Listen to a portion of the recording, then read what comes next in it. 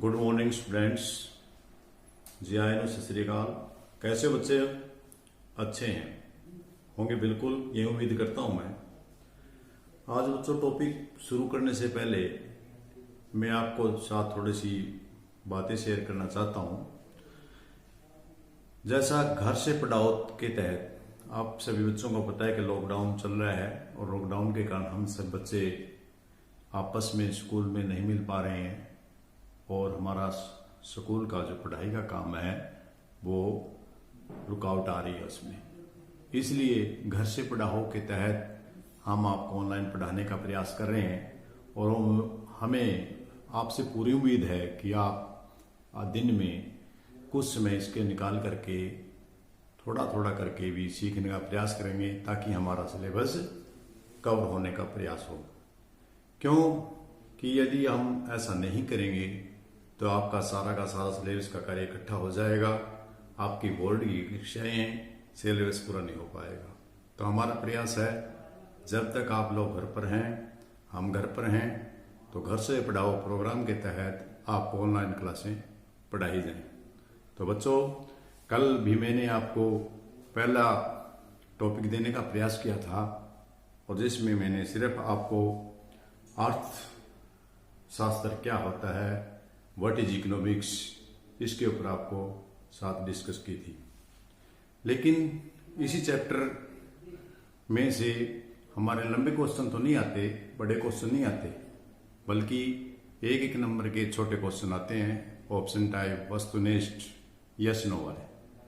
तो हमें गहराई से इस चैप्टर को तैयार करना है।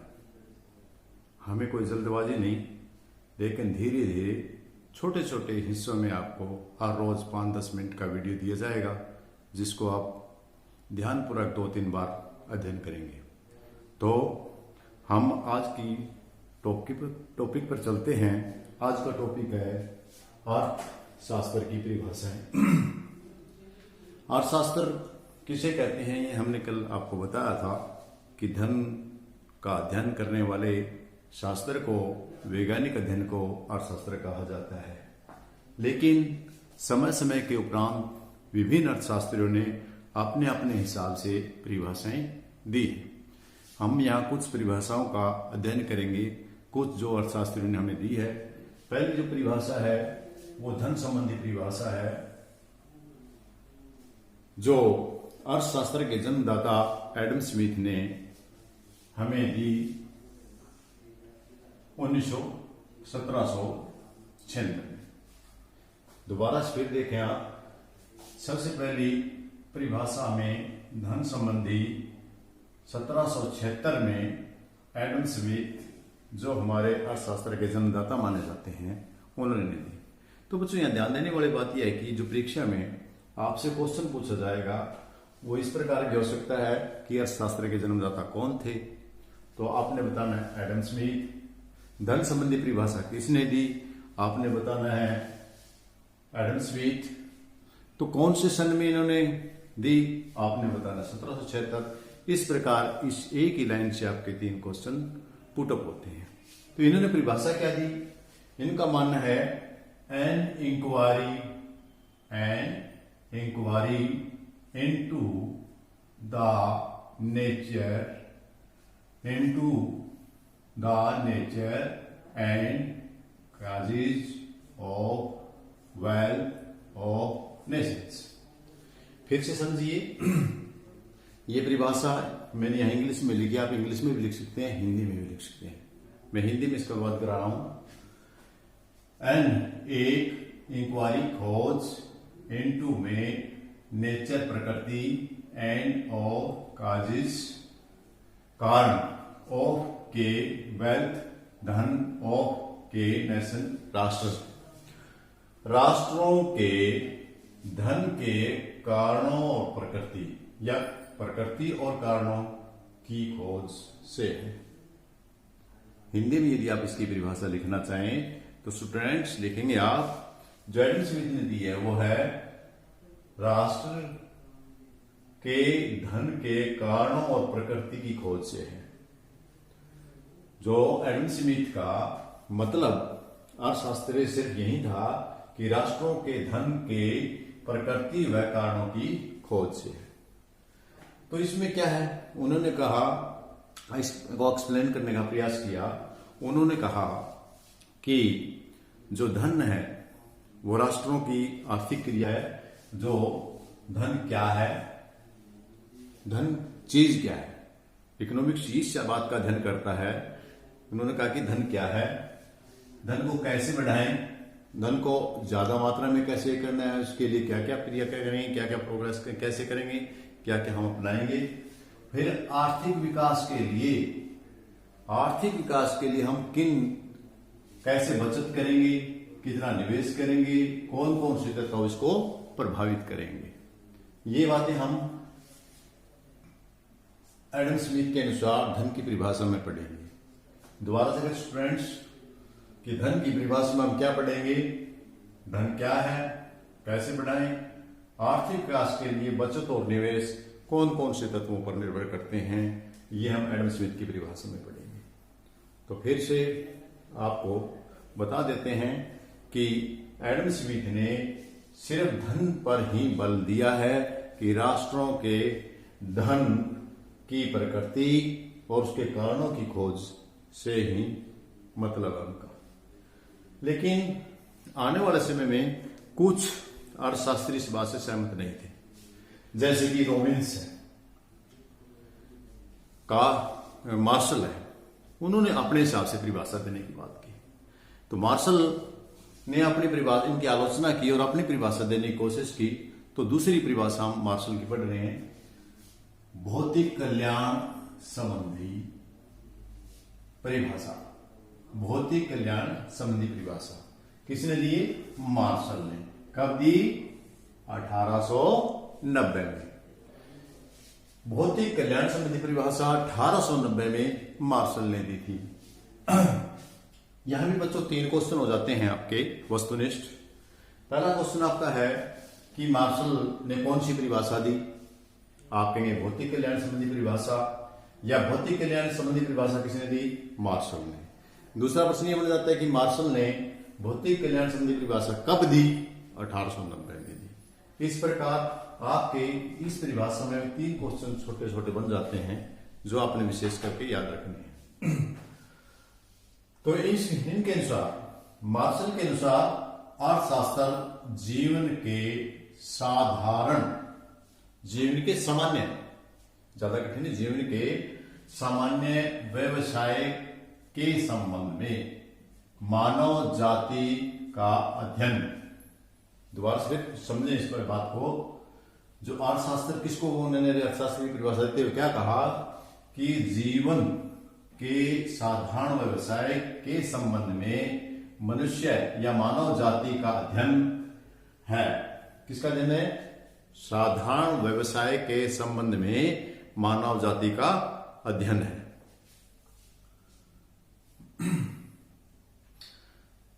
जिसका घनिष्ठ, घनिष्ठ का मतलब अधिकतर संबंध कल्याण प्रदान करने वाले भौतिक पदार्थों की प्राप्ति तथा उपयोग से है। फिर से इस परिभाषा को आप समझें। जीवन के साधारण से व्यवसाय के संबंध में मानव जाति का संबंध उन घनिष्ठ कल्याण करना है। यहां इस बात पर उन्होंने जोर दिया है,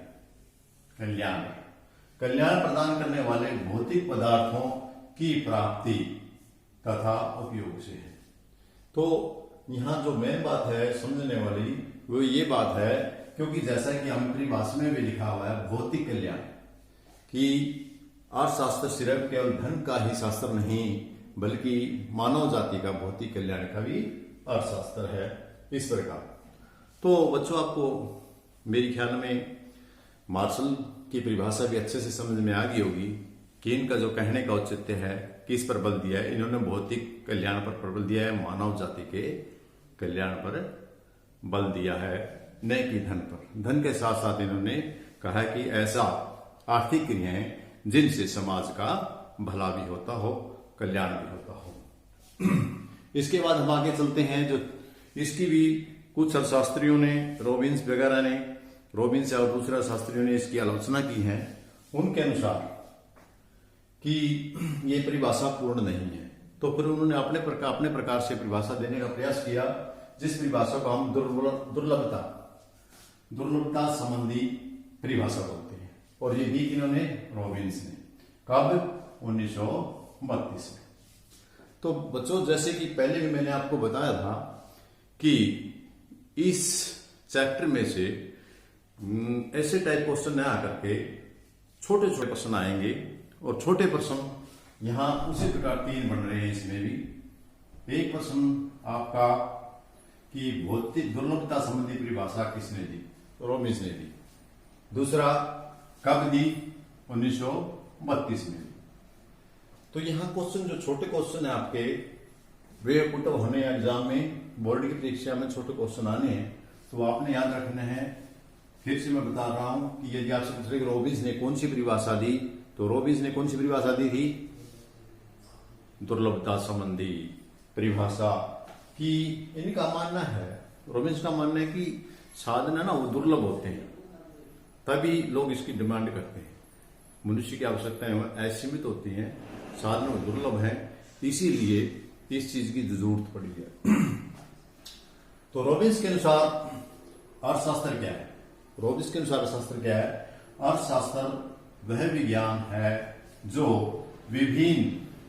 विभिन्न अनेक उपयोगों वाले सीमित साधनों, यहां एक जो विशेष बात है, इस बात पर जोर दिया गया है कि विभिन्न वस्तुओं के एक प्रयोग नहीं होता, विभिन्न प्रयोग होते हैं और सीमित साधन होते हैं, तथा उद्देश्यों